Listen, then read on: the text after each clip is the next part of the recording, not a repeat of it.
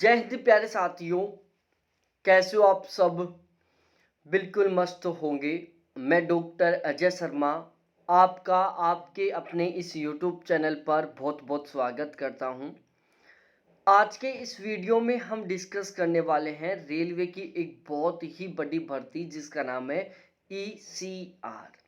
Railway की ये जो बहुत बड़ी भर्ती है ईसीआर की, इसमें 10 अलग अलग प्रकार की पोस्ट हैं। जैसे एक फीटर की हो गई, दूसरी वेल्डर की हो गई, तीसरी मशीन मैकेनिक की हो गई, चौथी रिफ्रिगरेशन एंड एसी मैकेनिक की हो गई, पांचवी फोरगर और हीट थिएटर की हो गई, छठी कारपेंटर की हो गई, सातवीं इलेक्ट्रॉनिक मशीन की हो गई, मैकेनिक की हो गई, आठवीं कारपेंटर की हो गई, नौवीं इलेक्ट्रीशियन की हो गई और 10वीं वायरमैन की हो गई।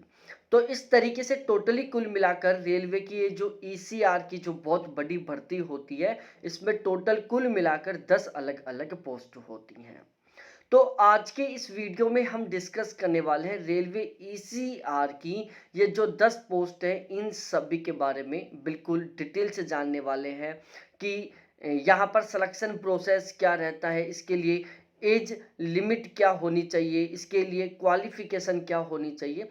मतलब ओवरऑल रेलवे ईसीआर की ये जो 10 पोस्ट हैं, इनको लेकर आपके दिमाग में जो भी क्वेश्चन है, आपके हर एक क्वेश्चन का यहाँ पर इस वीडियो में आपको बिल्कुल ऑथेंटिक तरीके से जवाब मिलने वाला है।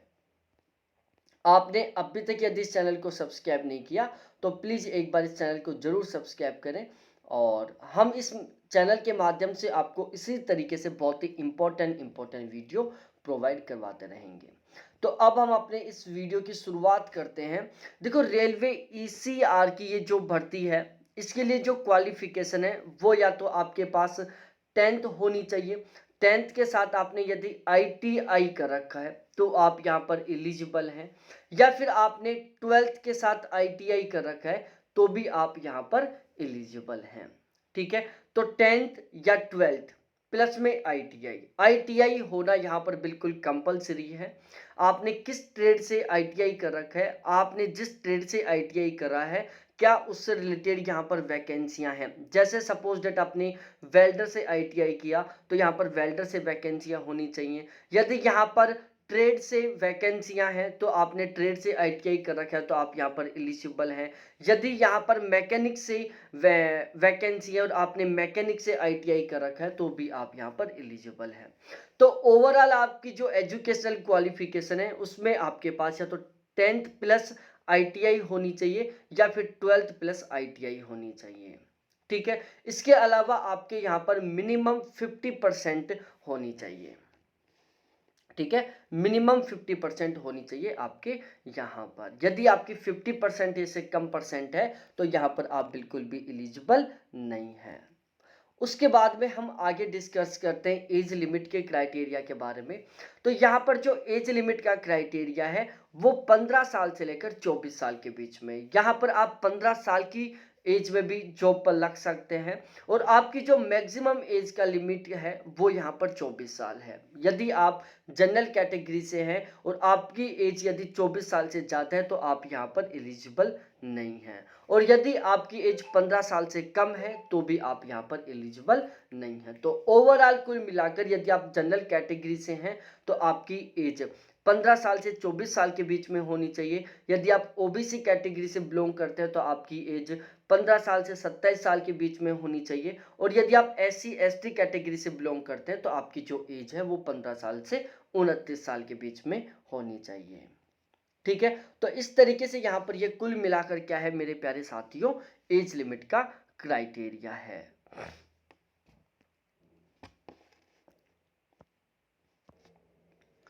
अब हम यहाँ पर डिस्कस करते हैं इसके सिलेक्शन प्रोसेस के बारे में। देखो, यहाँ पर जो सिलेक्शन का प्रोसीजर है उसमें किसी तरीके का आपका कोई रिटन एग्जाम नहीं होगा। यहाँ पर आपकी जो 10th और आपकी जो आईटीआई की परसेंटेज है उसके बेस पर यहाँ पर सिलेक्शन होगा, और यदि आपने 12th कर रखी है तो आपकी 12th और आपकी आईटीआई इन दोनों की परसेंटेज के बेस पर आपका यहाँ पर सिलेक्शन होने वाला है। तो यहाँ पर ईसीआर में सिलेक्शन के लिए आपका किसी तरीके से कोई रिटन एग्जामिनेशन नहीं होगा, बल्कि यहाँ पर जो आपका सिलेक्शन है आपकी 10th और आपकी आईटीआई की परसेंटेज के बेस पर होगा, बिल्कुल ठीक उसी तरीके से आपकी 12th और ITI की परसेंटेज के बेस पर होगा। ठीक है, जिनकी 10th और IIT में ज़्यादा मार्क्स हैं और जिनकी 12th और IIT में ज़्यादा मार्क्स है, उनका यहाँ पर फाइनली तरीके से सिलेक्शन होने वाला है।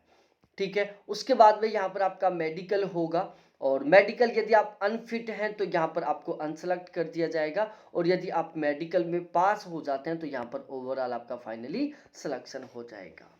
अब हम यहाँ पर डिस्कस करते हैं आपके सबसे ज़्यादा मोटिवेशनल टॉपिक सैलरी के बारे में, कि यदि आप RRC ECR में सेलेक्ट हो जाते हो तो आपको पहले महीने की कितनी सैलरी मिलेगी। देखो, RRC ECR की जो पोस्ट है वो ग्रुप डी की पोस्ट है और पे बैंड इनका फर्स्ट रहता है, और इनका जो बेसिक पे है वो 18,000 से शुरू होता है। यहाँ पर हम जो सैलरी के बारे में डिस्कस कर रहे हैं वो पहले महीने की सैलरी के बारे में डिस्कस कर रहे हैं, कि यदि आपका RRC ECR में सिलेक्शन हो जाता है तो आपको पहले महीने में कितनी सैलरी मिलेगी। देखो, आपका स्टार्टिंग का जो बेसिक पे वो रहने वाला है 18,000 रुपये। इसके अलावा आपको फिलहाल में DA की जो रेट है वो 42% है, लेकिन सेंट्रल गवर्नमेंट ने इसको बढ़ाकर 46% कर दिया है। रेलवे भी जल्द ही इसको 46% करने वाला है। ठीक है, तो यहाँ पर हमने जो DA वो 46% के अकॉर्डिंग कैलकुलेट किया है, 8,280 रुपये आपका DA हो जाता है। HRA हमने यहाँ पर 18% के अकॉर्डिंग कैलकुलेट किया है, जो कि यहाँ पर आपका 3,240 रुपये हो जाता है। देखो, HRA के मामले में पूरे भारत को टोटली 3 कैटेगरी में डिवाइड किया गया है, 9%, 18% और 27%। यदि आपकी पोस्टिंग बिल्कुल रूरल एरिया में रहती है, गाँव में रहती है, तो आपको 9% HRA मिलेगा। आपकी पोस्टिंग दिल्ली, मुंबई, कोलकाता जैसे शहरों में रहती है तो आपको 27% HRA मिलेगा, बाकी फिर सभी को 18% मिलेगा। तो यहाँ पर हमने 18% HRA कैलकुलेट किया, जो कि 3,240 रुपये बनता है। उसके बाद यदि हम ट्रांसपोर्ट अलाउंस के बारे में डिस्कस करें तो यहाँ पर आपका जो ट्रांसपोर्ट अलाउंस है वो 1,242 रुपये बन जाता है। ठीक है, नाइट ड्यूटी अलाउंस आपके लगभग 2,152 रुपये बनेंगे। देखो, नाइट ड्यूटी अलाउंस आप डिपेंड करता है कि आपने नाइट ड्यूटी कितनी की है। यदि यहाँ पर नाइट ड्यूटी के अकॉर्डिंग ये अलाउंस मिलता है, तो यहाँ पर एवरेज 2,152 रुपये का नाइट ड्यूटी अलाउंस मिलता है। क्योंकि मेरा एक खुद का दोस्त है जिसका यहाँ पर सिलेक्शन हो चुका है, तो उसकी ये सैलरी स्लिप के बेस पर हमने ये सैलरी स्लिप तैयार किया है, तो उनको नाइट ड्यूटी अलाउंस के तौर पर 2,152 रुपये मिलते हैं।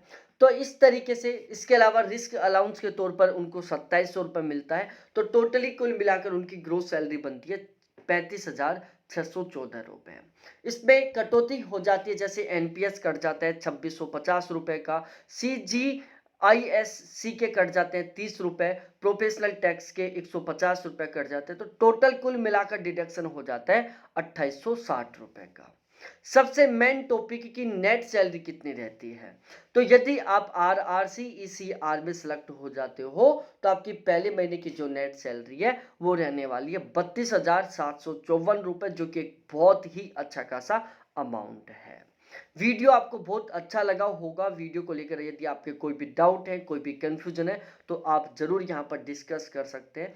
आपने अभी तक चैनल को सब्सक्राइब नहीं किया तो प्लीज़ एक बार चैनल को जरूर सब्सक्राइब करें, वीडियो को लाइक करें और आपके जितने भी दोस्त हैं उन सभी के साथ एक बार जरूर शेयर करें।